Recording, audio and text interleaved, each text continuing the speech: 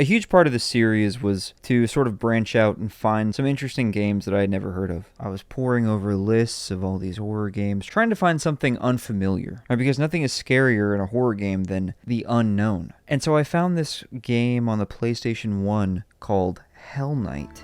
And it caught my interest for a few reasons. One, it's developed by Atlas. I'd never heard of Atlas making a horror game before. This sounds cool. Two, it was never released in America. Its only Western release was in Europe. And three, it kind of reminds me of Enemy Zero. You have these pre-rendered exploration segments where you're finding items and stuff, and then you go out into a 3D environment and you're running away from a monster. So I was excited to play this game. And after 5 minutes, I realized that I was stupid for assuming that it would be great, because this is easily one of the most boring games I've ever played. Haunted House on the Atari was more impressive than this.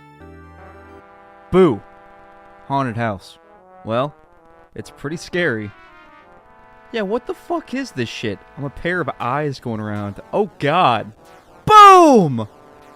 Well, anyway, I'm guessing that you're not really a pair of eyes, but it's just common fact that in the dark, the only thing you can see are someone's eyes.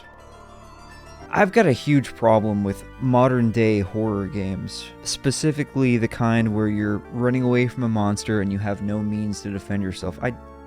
This monster is a joke. It's like Frankenstein's monster, created by Mary Shelley.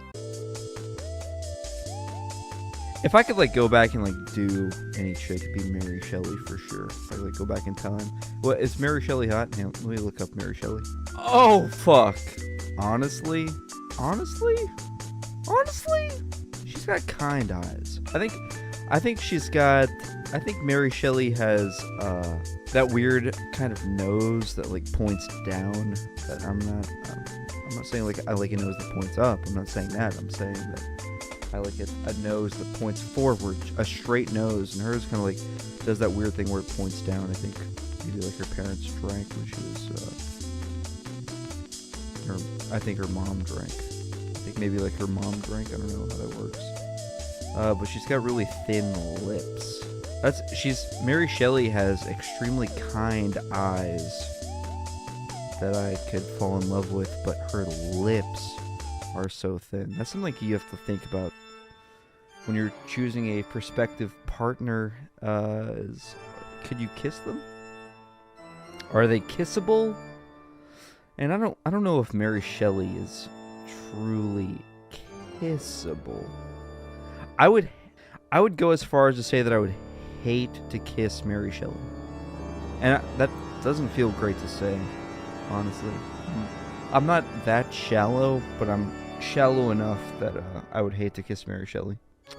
But also she wrote Frankenstein, so maybe she's an excellent conversationalist.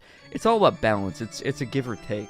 So yeah, let's just talk. Dying in a game like this feels inherently cheap. It doesn't feel like it's my fault. This is just miserable. I can't believe I'm actually jealous of myself from an alternate reality where I die in a plane crash. I searched 2 pages of Google search results. The game doesn't even have end credits. Well, gang, looks like we have a mystery on our hands. So, to get to the bottom of this, I bought a plane ticket to Japan to ask Sega themselves. Was it a case of reused assets, or something more sinister?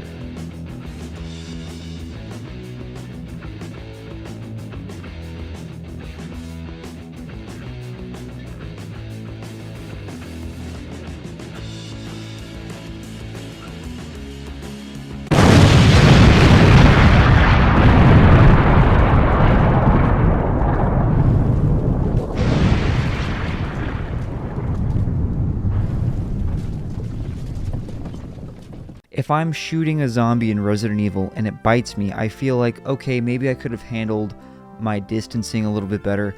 Maybe I could have used a stronger weapon. Maybe I could have just tried to run away. You have options. Your mind is racing, trying to determine which option is the best one for that present situation. if a game is all about running away from a monster, you don't have that split-second decision-making. You are just thinking, oh, okay, I need to run in the other direction. When you have one option, you don't have to make split-second choices. There's only one choice, run. And that's why they're uninteresting to me. I should have known, since it is an Atlas game, it's kind of just a maze. You do have a map, but you're running around this sewer at the start, kind of solving puzzles, while a monster is kind of chasing you, even though you can outrun it.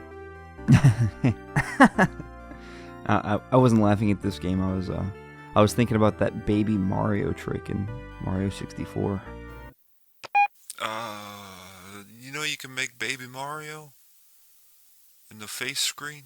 Okay, so you get hold the R button, and that'll keep all the movements you make. That'll keep them in one spot. Hold R. And then you grab each of Mario's cheeks and you drag them as high up as they'll go, and then more towards the center of his face. Okay, then you grab the top of his hat, pull it all the way down as far as it'll go, and then you grab the bottom of his mouth and pull it all the way up, and there's Baby Mario in some sunglasses. Hey, I still remember how to do that. Remember that bit? What are you talking about? What? Took a big, deep breath, pushed all the air to the front of his lips. Like that? What? What is... Wait.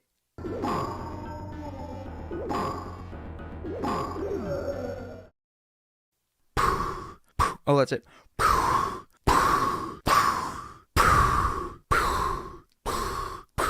Okay. What a waste of my time. Playing this, I immediately said, oh no. Oh no. I knew I didn't like it. I couldn't even get mad at the game. That was my own selfish expectations put upon it. And so it's just you and this enemy running around a maze. It's lonely. I mean, you do have a friend with you, but they're more of like an extra life. So if you get hit by the monster, then the friend dies. And then so, of course, the next time you get hit by the monster, you die. Although what's sort of interesting is that your friend is also your tutorial tooltip giver who kind of tells you how the game works. So when they die, the game stops giving you tips. And it gets lonely. It really makes you miss your friends. Or your mortal enemies, like that ludonarrative cognizance guy. I hate him. Remember his stupid Alone in the Dark video? It doesn't even take this shit seriously.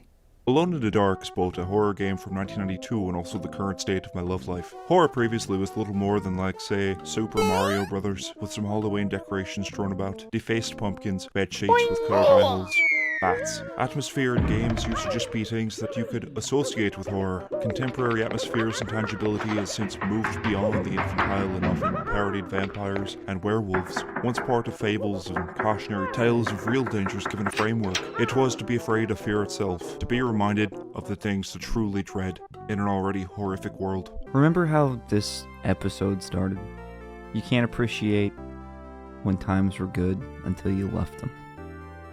A huge part of the series was to sort of branch out and find some interesting games that I had never heard of. I was poring over lists of all these horror games, trying to find something unfamiliar, because nothing is scarier in a horror game than the unknown. And so I found this game on the PlayStation 1 called Hellnight.